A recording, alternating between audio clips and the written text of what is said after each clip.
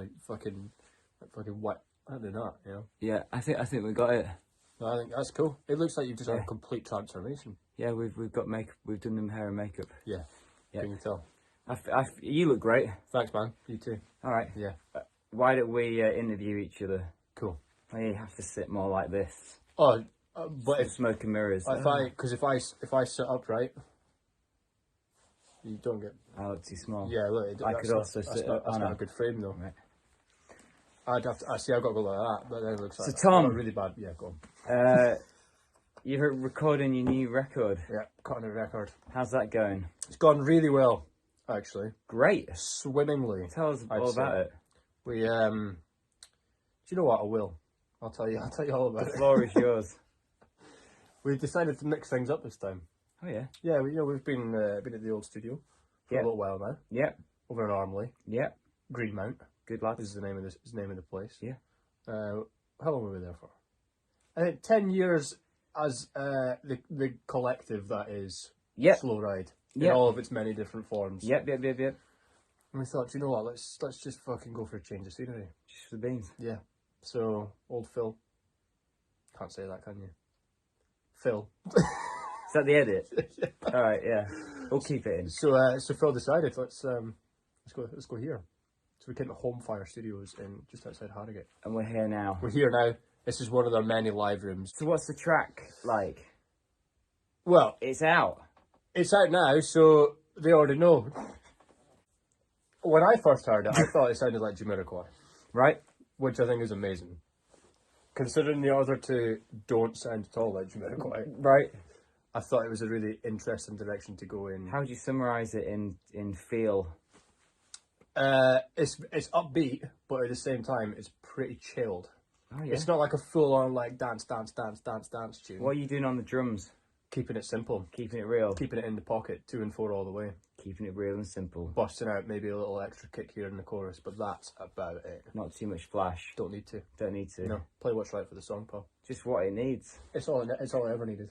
Why would you? I'm not a choppy guy. I don't play chops. I wish I could, but They call you Tom Choppy Moore. They never have. Never, not once. Not once. So we know what the song's like. It's a cool tune. It's called As Above, So Below, which leads perfectly on to what's it about? Oh, mate, what isn't it about? Oh, I don't know. I have no idea. And you have every idea. Yeah, no, I do. At the same time. Yeah. Cool lyrics. I say it's up there. Some of your best work. You heard it here first. Really good stuff. Emotive, provocative. Oh yeah. And no, that's it. Those are the two. Emotive and provocative. Yeah. All right. Pulls on the old areas that you want it to pull on. Like what? What kind of areas? Just like in here. Oh, what, the heart area? Yeah, it kind of gets you thinking. Got Tom feeling his track. You know, it's like well, you said it best yourself, I think, yesterday when you were in here. You said it's both positive and negative. And all. Yeah. And everything. And in between. Open to interpretation, however you so choose to. Bit of a journey. Bit of a journey if you want it to be a journey. If you don't want to, it's fine. Maybe you don't want to go on a journey. Sometimes you don't want to. You can still listen. You can. Okay, so what's it about? Oh, right, yeah. Do you know? Yeah, sometimes you don't know till later. All right. And not to sound like fair enough. People that say that, but people say that because it's true. Sometimes you write it and then you're just in the studio and you're doing it, and then later you're like, I don't know what that was about. How did you write it? It's been through 9 different versions. Phil crafted something. I crafted something. What I crafted, Phil said no. Yeah. 9 times. Do another version. Back and forth. I said why. He told me some great reasons why. I went, Well, fine then. Fine. I knew there was something more, and we kept on crafting. We changed bits. There's been 2 choruses, 3 different verses. Changed stuff. Crafted it. It's a crafted banger. Like chipped away, like I can say that. Yeah. And I think it was best one out of the 3 so far, I'd say. It's my personal favourite. Yeah. Not that I don't dislike the other 2, because I like all of them. Yeah. But this is probably my favourite.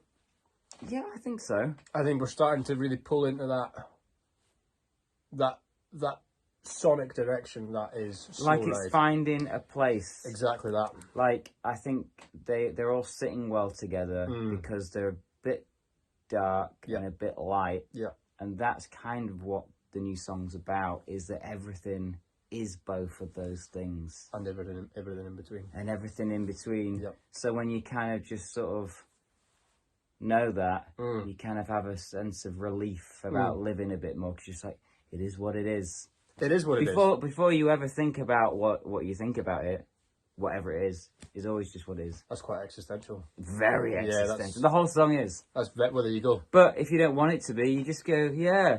As above, so below. It's sonically, if you didn't want to tune into what you're singing about, tune out. Tune out, because there's enough going on sonically and instrumentally to keep you going. And that's what I like about it. It's got groove. It's got like this constant pull, and like in the drums and the synths, and I guess the melody keeps it flowing as well. So there's a lot going on. But it's very simple. It's fun. It's very simple. There's not a lot of chords in this song. I'd say maybe only 3.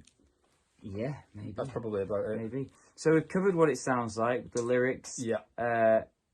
What else could we talk about? I had a really good question for you. Oh, fantastic. So you've talked about your approach to recording vocals, and how normally the first time you actually sing the song is when you record it. Yeah. How did it feel this time around? A little bit. Oh, I'll tell you.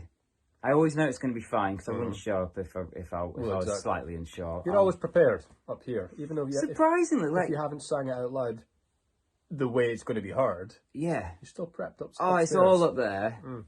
But that's half the battle. And so I only kind of like sang it kind of quietly, just to sort of, but you don't know if you can do it or not. And then there was a moment. Well, you do though, don't you? You do. You've got that in there. You do. So you know that, but you know it's going to be a bit. That is the walk in the wire that I like. I don't know if I actually can. Yeah.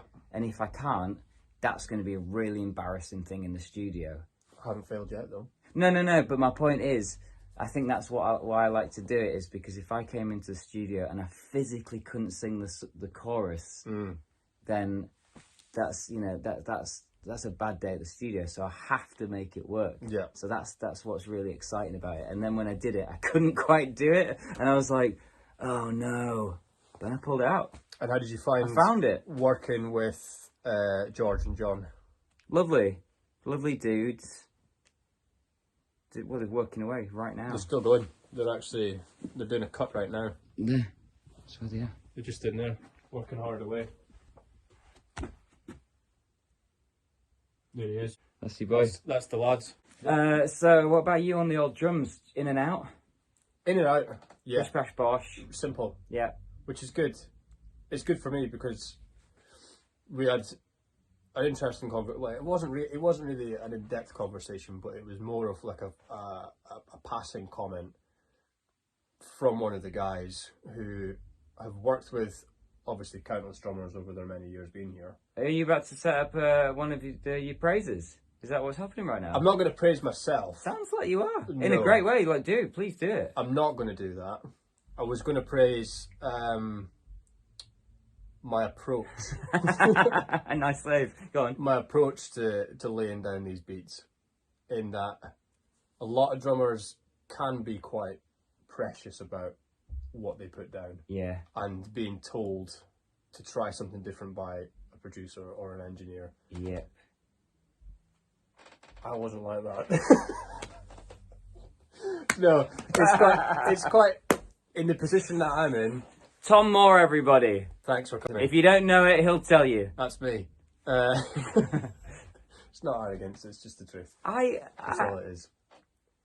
It's great because when I hear the track, obviously everything's already there. Yeah. So when I get to come in here and do my thing, 9 times out of 10 I'm playing what's already there, but then I get to add my spin onto it. Yeah. Which is great because I don't then have to have that worry about somebody critiquing something that I've written per se, and then getting precious about it and thinking, oh no, I have to play that part because that's the part that I wrote and that's got to be that way. Yeah. I can just completely let go, focus more on the performance and making sure that sounds as great as possible. And then when the time comes, if I need to add something to it, I know I've got the chops to do that, which is great. I think it's a really good position to be in.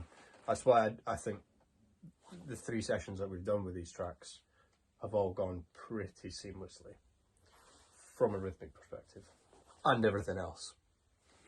The end. That's basically the song in a nutshell.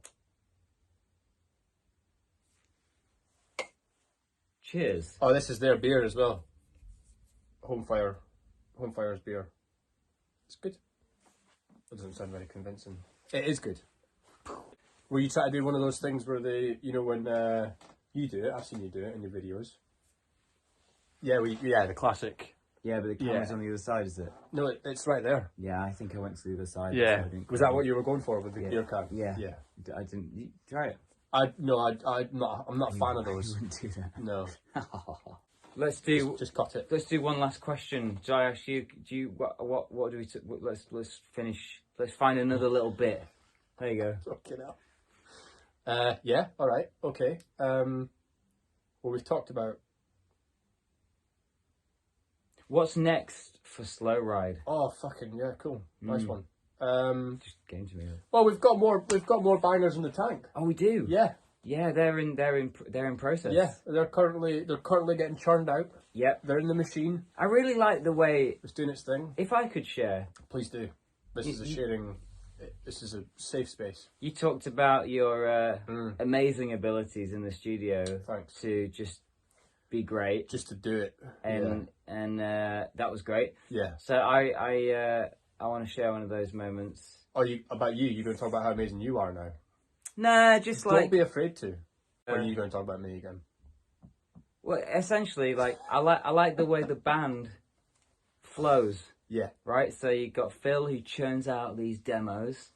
They come in, and I get to write to a bunch of them, and then we take it to the studio and we make it the thing, and then we put the stamp on it, and then we're already working on the next one. Next batch is on its way. And then it's just like a little thing. So It's easy, it's fun, and we've been prepared for the lockdown stuff because we've been doing this for ages. Yeah.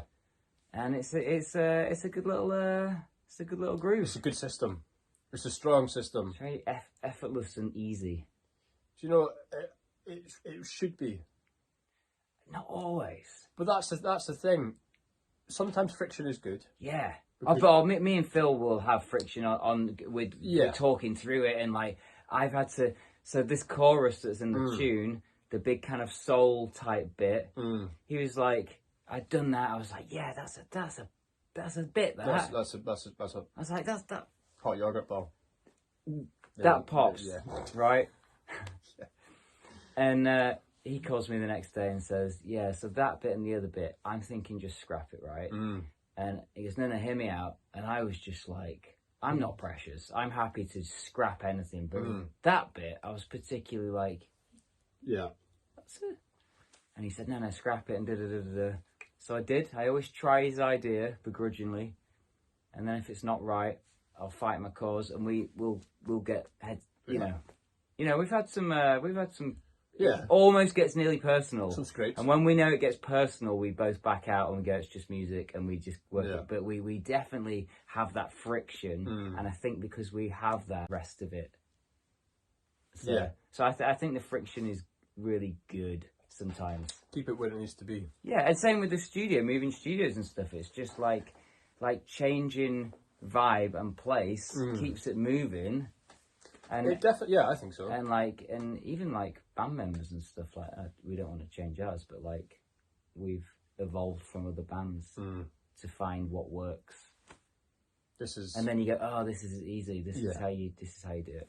I don't miss being in a band room and trying to figure out a song between you in that environment when you're kind of maybe at an age where you haven't quite figured out how to communicate properly and stuff, and you just be like, no, fuck, I'm trying to. Yeah. I don't miss that. Yeah.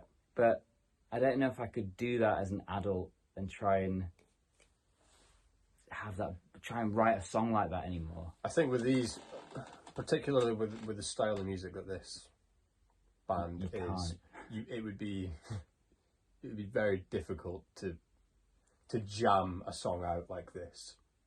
because there's so many layers to it, and there's so much. Yeah, you could probably get in there and you could get the basis of, because there's still guitars, there's still bass, there's still drums and vocals on this track, but because they're so buried within the layers of everything else, the heavy synths. You could get the foundations of a tune, and that's the bit that you kind of miss sometimes. Is like I remember, for example, my first band. We got in our first band room, and we'd never done the band thing. We'd all jammed at home and stuff and played covers, and the drummer just went, and instinctively, I just went like on the harmonics, and then went into this like a heavy metal thing, and we both just went into this thing, and that came from just being together, being excited, and we just locked in, and then that became our first song. Yeah, and we like, you can't get that magic when you're just sharing files, but then you can as well. Yeah, but you don't get the human connection of like, oh, dude. Yeah, that's but you get it on the phone. It's not the instant reaction that was cool. That you get. Yeah. So it is different, but it's got its benefits. You can. Then it's just I think that's one of the most important parts of. You have to go all the way to band practice, pack all the stuff down, wait till he's eating his KFC. Like try and like, oh, Jesus, open the window, come on, get it out.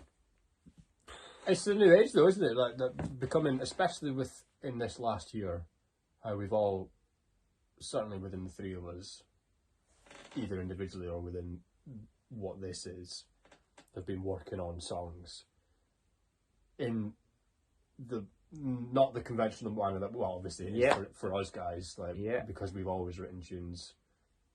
Well, you guys have always written it in the way that we have been writing songs between you and Phil. You'll have a demo, he'll send it to you, you'll do it the way you do it, and it goes back and forth. Like, so with these songs, they don't necessarily get written in a jam room. But then, like you say, we're so used to kind of doing that in the past. But this year, my point is that it's kind of forced people that are used to that to try the opposite thing, which is to just do the file sending thing and just kind of, all right, I've got a riff, or here's a drum beat, or here's a vocal melody or something like that. Yeah, and people have got to adjust to flipping it round now. Absolutely. That can't be easy for some bands. Maybe for those that have, like, for example, Phil's got, I don't know what kit he's got, gear he's got. See, I don't even know the words. I don't know what gear Phil's got, and he makes it sound good enough. Yeah. You know, and I've got my... Well, this is what I've chosen to do. Put my phone on and just sing into the phone. I send him that. Yeah. And that, you know, that's pretty weak. So then I've got a really basic mixing thing. If your band doesn't all have technology, or you're not interested in at least mixing it enough to send it, the band's screwed. It's hard. So, because if you can't get in a room. So, like, a musician, you're turning into, like, an editor, a mixer, a producer, like, you know, you can just do all of it. Yeah, that's maybe not well, but if you're open to just at least understanding the basics as well, at least understanding enough to be able to still communicate the ideas of the song. Yeah, is what is becoming the norm, or at least the fundamentals of being a musician in today's world. Yeah, you can't get away with just being the bedroom guitarist and you play the tune and then it's like, I want to be famous. But you don't know how, you can't do anything else. Willing to try to learn how to do the rest of it. Yeah. It's like holding your lighter.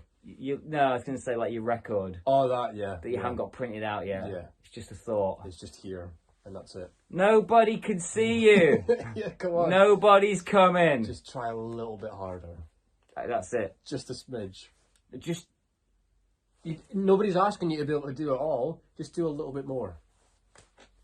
And on that note as well, don't try and do it all. Get a team or a group and like delegate and like strong points. And if you can only do that and then you can do that, that is better than that. I did that for years. Or at least that mentality of like, oh, you know, someone will see us.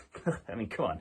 How can they not? Come on. I mean, like, so everybody in a band loves their music to the point where, you know, if they have a little beer or a little smoke or whatever and they sit and listen to it, like, after you've done it, you go, oh, this is great. Yeah. You let the hair down kind of thing is what I'm saying. You might just have a bath. You don't need to get inebriated.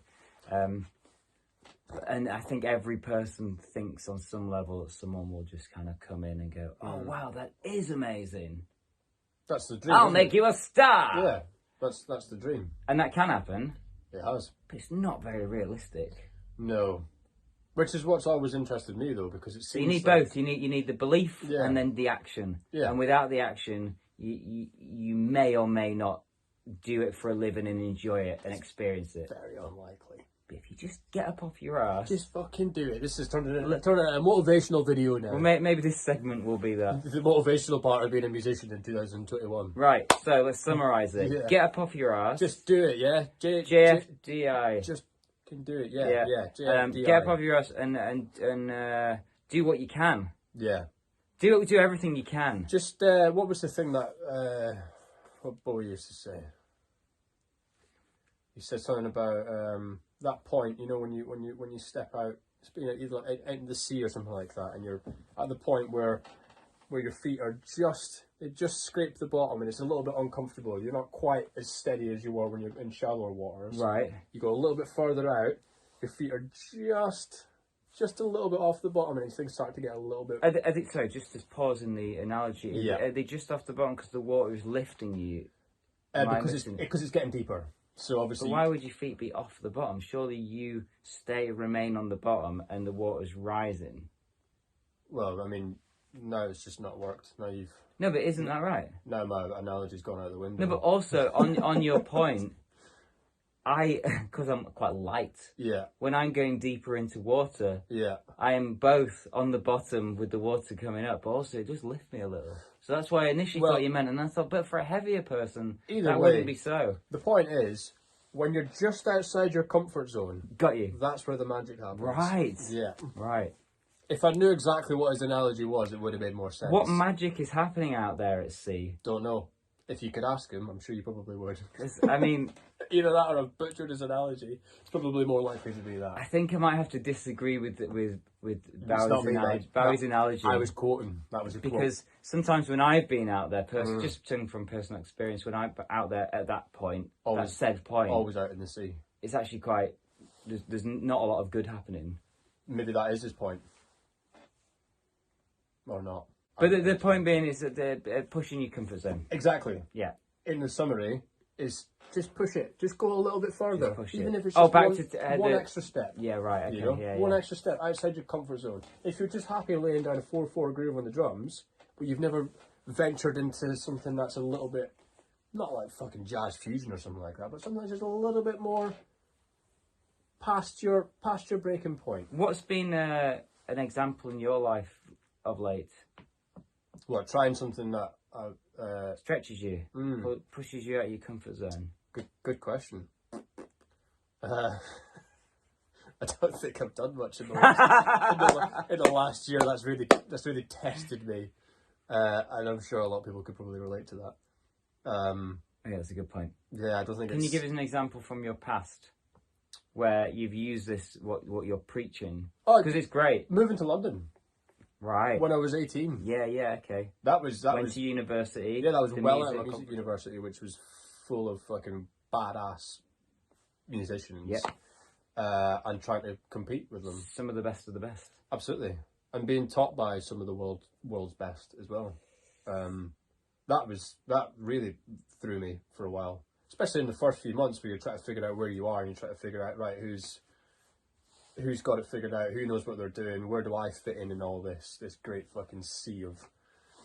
Or do I even fit in? Or I probably didn't, and I wasn't really bothered about that. But that was definitely the most challenging thing. That's good, I like that. In the last 10 years, probably. It's a big move, and you did it, and it served you well. Look at me now. I mean, look at him Look now. at where we are now. What about you? What? Oh, a comfort zone. Yeah. The other day with the chorus was definitely one when I didn't know where it was, and I heard it in my head and thought, actually, that might be out of my range. Yeah. But it wasn't. It wasn't. It wasn't. I found it. It wasn't. I found it. Nothing's out of range. Oh no! I'll tell you what. No, it was the Red Hot Chili Peppers tribute night that I had to do. Yeah. For a friend's wedding. Yeah. And that's why I thought it was cool, because it was just like one-off. You had to become Anthony Kiedis. Friend's wedding. Not like, hey, I'm going to now be in a tribute band. Yeah. Each to their own, but... You did it. Not for me. You did it for a night. And learning all that sort of stuff and just being a silly persona, tongue-in-cheek, obviously. That was, in front of all your mates. Yeah. And it's quite hard stuff, all that old 90s rapping. I was listening to Californication on the way here. Some vulgar lyrics. No, Californication was allowed because we did anything that was in the 90s. So we did... Californication was 99, wasn't it? Yeah, so just got in there. Did you get any off that I don't really record? see it as a 90s album because it feel like it's already... It started something... It's already evolving into what the 2000s were. Yeah. But fact is fact, it was 99. It was 99. Yeah. On the cusp. 99 was a great year, actually, because it was like, things are definitely changing. You had that Slipknot album. Yeah. You had Californication. Yeah. You had... Linkin Park was just after, wasn't it? 2000. Maybe System of a Down was maybe a year, or maybe Toxicity, a year before. It was 2001, wasn't it? Yeah, it was over at that point. No, it just fucking started, Paul. I just listened to Serge Tankian on Mark Maron's podcast. He's like a massive activist all the way in. Serge? Yeah. Yeah, big time. Totally won me over. Yeah. I never really heard him talk. It was always about the other guy, and Serge, I don't know, whatever. Yeah. What a dude. Yeah, he's... like, absolute dude. I've always wondered about their dynamic in that band. Because they all come from they all have such different contrasting opinions when it comes to things like with activism and politics, and especially the drummer. Oh, really? Oh, big time. Oh, right. Loves Trump. Right. Loves them. Like, he's big. And then the other guys aren't, though. That's the thing. Oh, okay. Yeah, so they're all like opposing sides on the political spectrum. So it's... But then then they do unite on something. So with the last 2 singles they put out, that was all for the Armenian charity, I think. Yeah, the genocide that is going on, around this time. Yeah. And he was saying, they waited obviously for the right time. What was it? And then 13 years or something like that. Get under the rug. Well, the attention's elsewhere. And like you kind of hear this stuff. I remember hearing that stuff when I was younger, just like, okay, I know that's cool to be expressed and share stuff, but at the same time, I don't care. And then listening to it as an older person, it's like, oh, that's really bad. Yeah, those 2 tunes were dog meat. They're what? Not good. Oh, you heard them, didn't you? Yeah. Yeah, crap. Really not good. No, yeah. So, but that's not what this is about. We're not here to slate System of a Down. Although you can do better, and everybody knows it. I mean, you ruined your chance. Not that this band is a System of a Down. We would never tour with System of a Down. No, not now. No, it was never going to happen. Can you imagine? Can you imagine if we did, and then maybe 2 years time, whatever, music had merged. We've got a tour support, and then this little video gets shown to Uncle Serge. Yeah. And he's just like, these guys have got to go. These guys are fuckers. That's why, Tom, we don't slag off other bands. Unless you're fucking Green Day. Do you know what? I watched a Green Day documentary with my breakfast this morning. Get out. And I knew... Don't even tell me how much you enjoyed it. I knew that you would hate that so much, and I think that's what kept me watching. Is that what you enjoyed? The thought of me hating that documentary? Well, the more I saw Trey Cool and how much I know you don't like him, it made me just smile more. That like how angry he makes me. I don't know why would anyone make you angry? All 3 of them do. Why angry though? Just they make me passionately angry. Why? I've given you my reasons in the past. His name's Trey Cool. He picked that. Trey Cool. Really cool. No, it's not. No, that's what it means, doesn't it? No, it's not. Well, yeah, probably. Trey is very, yeah. Oh, very cool. Yeah. It's not cool. Very cool. There's nothing cool about that. Very cool. Trey Cool. Very cool. It was a different time. That's what they say, don't they? They're still going, though. They're still trying it, aren't they? Trey Cool. Oh, I don't know, man. I think it's so uncool. It's like No. LL Cool J. He's cool. But ladies love Cool James. That's what it means. That's not cool. Was that what it means? Yeah. I never knew that. So now that you do, Yeah. is that cool? No, it's not. No, that's not cool. It's not cool, is it? But it's so not cool. No. And Well, LL Cool J comes along. I'm not. You big LL Cool No, J fan. there might have been. That's what's coming across. There might have been a song or two that I'd a bop to.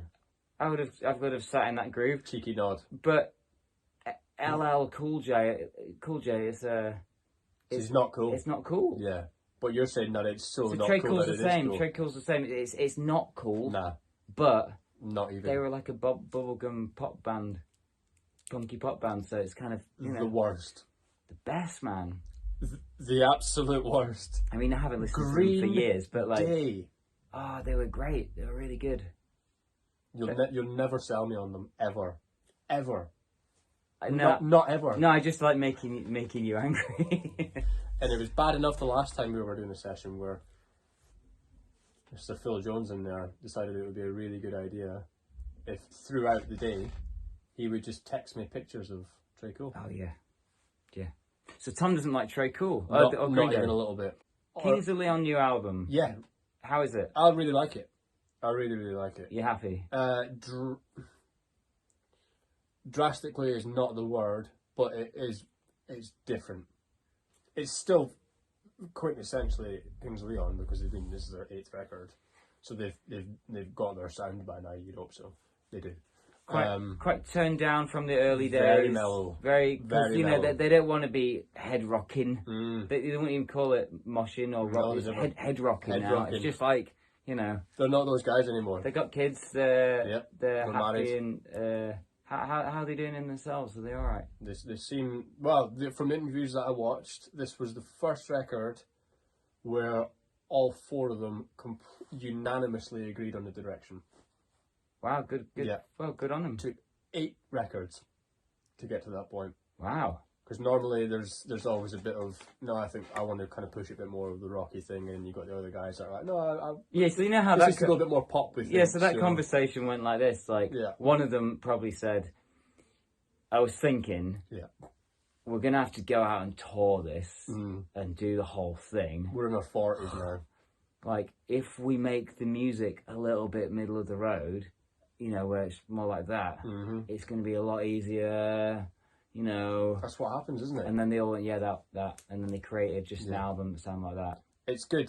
I think the songs are good. The songs are good. Then songs are good. Then fair play. It's very chilled. It's nice. It feels like a bit of a nighttime record. Oh, okay. But still has it's daytime elements. Yeah, nice. I like what we did there. Yeah. Sparks of sunshine. Pockets of sunshine. Okay. All right, so any other bands that you can review? We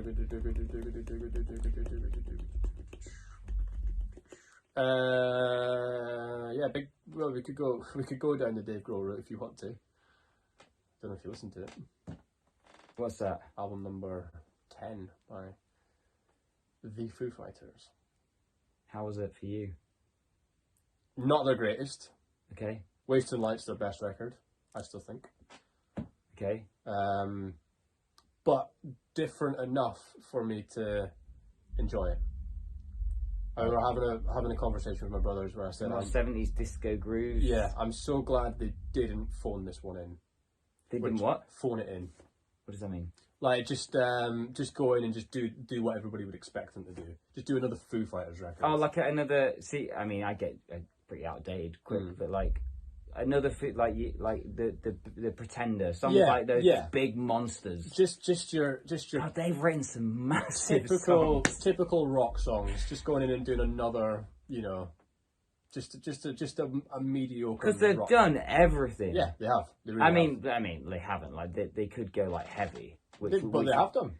Yeah. Not like metal heavy, but they've gone. Yeah. Of course heavy, they have. Yeah, of course they have. What am I talking? Sorry, forget that. Yeah, they've ticked a lot of boxes. Forget that. So this was cool because they did go down that more sort of disco-y, funk-inspired David Bowie's Let's Dance kind of party record is what Big Davey G was calling it.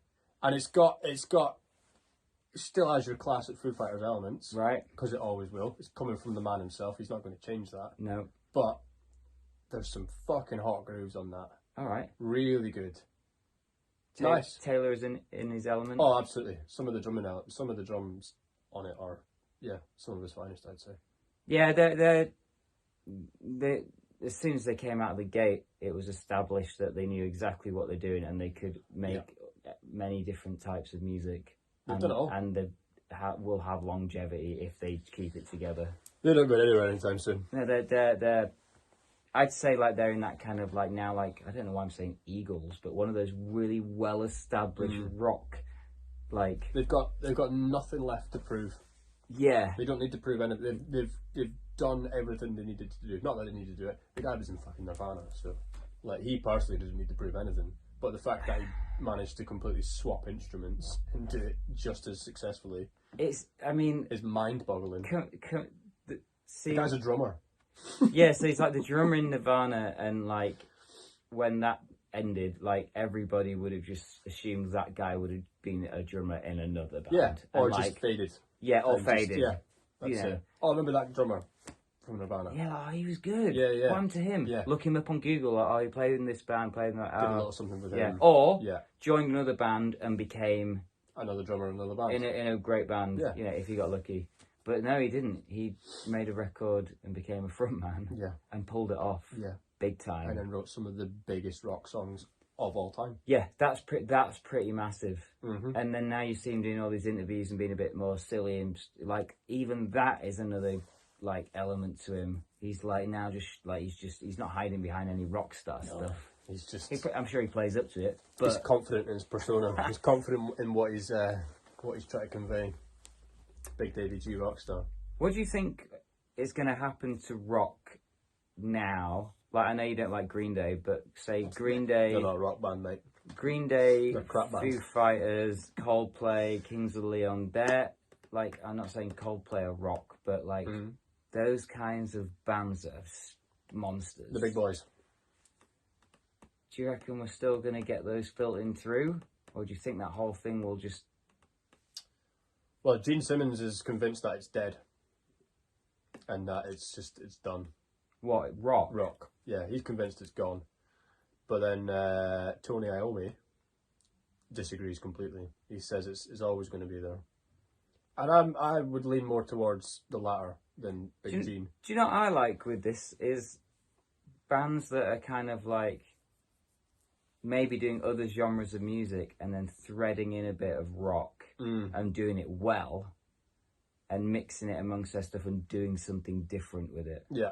So like AWOL Nation, for example, would be doing this track and then it'll go really heavy for a short amount of time, and it's almost like, oh yes, we can do that too. There's a little flex. And then tapping out because you've heard that riff in other songs a million times, but when you just hear it there, it's like putting rock on a pedestal and going, that's awesome. That's the best part of the song. Yeah.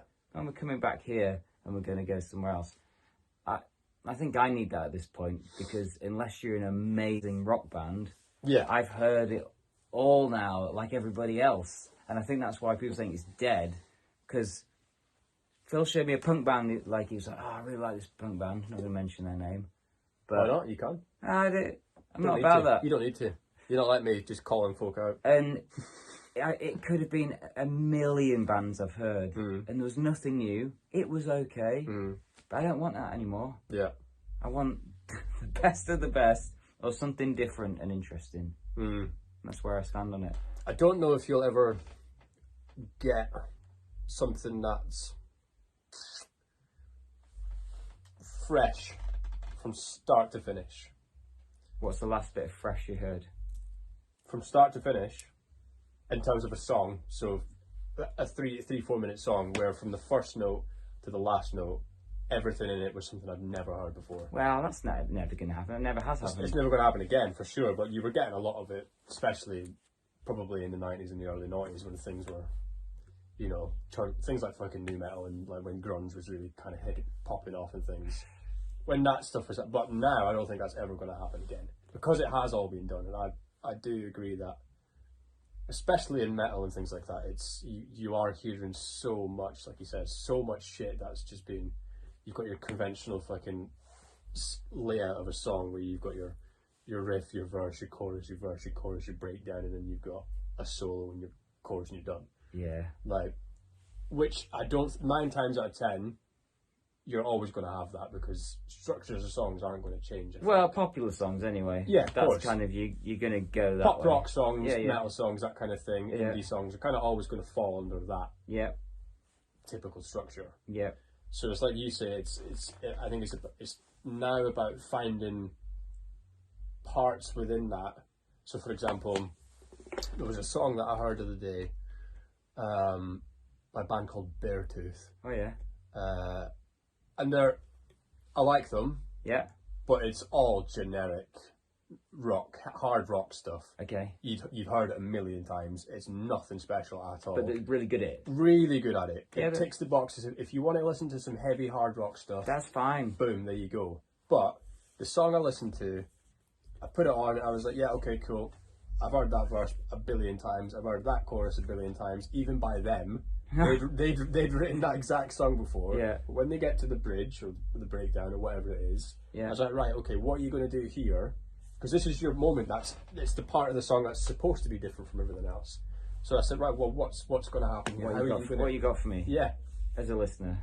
And it was a breakdown, but it wasn't in a conventional sense, the breakdowns that you've been hearing for the last however many years. You know what? I'd interject and say, whoop-de-doo. Yeah, it was, like, but it was... No, but to the point where, like, I couldn't live like that listening to a band going, like, I'm literally just waiting for a breakdown to be different. Just something. Like, that's where, like, we differ, because you could just tap out and just listen to it and that would be fun. But to me, that's where my heart's broken. If I'm at that point and I'm like, everything's the same and I'm just waiting for something different to make me go, oh yeah, that's different. The band needs to do something, unless you're an anomaly like Iron Maiden, where it's like, that's the sound. Yeah. Buy into the sound or don't. That's totally different. That's totally cool. Yeah. But like, and that's why I think the whole rock is dead thing is a little bit sad, because it's obviously not dead. No, and it never will die. Fools. Like, you can't. There's a reason why it's lasted. That and the voice are the principles of all music. We're just always going through these different changes of cycles, and like you're seeing like the people looking grungy again, and then like talk of new metal coming back, and it's just like cycles and cycles, and then rock is threaded all the way through, Always and will be. Threads goes into that conversation of just a bit here and a bit there, or you're a straight up rock band, but it's just where that music's going to get played. Yeah. There's always so going to like be the radio now. there. I don't listen to the radio, but is there a lot of rock on there? There's a guy. On your rock stations, you've got your course. Individual stations. That's just a stupid conversation. Well, your mainstream stations, on your Radio Ones and stuff like that. I watched 2 videos actually. There was a guy who has a drum channel on YouTube. Yeah. And he went through the top 10 songs on Spotify. Spotify's like top 200 or whatever it was. So they're like the top 200 songs in the world, I assume. Yeah. And he was looking at it. He was trying to find in any of those 10 songs there were actually any drums, like real drums, live recorded acoustic drums. Wow. And I think out of the 10, there was maybe 2 songs that had real acoustic drums on it. Everything else was just sampled or programmed. From what radio? Spotify's top 200, so it factors in everything, all the popular songs in the world. Yeah, and I guess like that's pop music, isn't it? So it's kind of like you kind of expect that. Yeah, well, it could be anything. It's like you could be like not in the like. Well, I don't know. Yeah, it's always been pretty electronic when it comes to pop. But it will predominantly be pop music and that sort of thing, because that's, I mean, it's what it is, isn't it? It's popular. Yeah. But you will every now and then you'll find something that's that's not like, well, there's the example. Architects had the #1 album in the UK, and it was a metal album. They beat the pop acts to the top of the charts. So imagine listening to that playlist where you're getting things like Justin Bieber and Katy Perry and Taylor Swift, and then Architects. How did that happen then? Yeah, they smashed it. No, but like how? Like, because that's niche. Yeah, it's not popular. Sold enough. Well, obviously it is popular, but like it's like, how does that happen when a niche thing like that beats the popularity contest? Like, I guess it comes down to, there's obviously like release strategies and stuff like that. When you yeah, think, that's okay, domination. Yeah, like we're not going to release this at the same time Taylor Swift's going to release her record because we'll just lose. She'll get a number one every single time. I mean, I can't believe the conversation would even come up where it's like, let's take on Taylor Swift with Architects. Yeah. Well, the interesting thing with them though is that they come across as such modest individuals. They know where they sit because they know the style of music they play. So when they put the record out, that was never a conversation they had. I'm only playing. Hope this one gets to number one. Right. I just mean I never thought there'd be a place where Architects or bands like that would sit in the same playlist. You never guess what? You done? No. Hi. Say hello. Nope. Oh, yes. That was nice. That was nice. Let end it off. See you later. Boys have got a chat. We're having a chat now. Enjoy the track. Bye.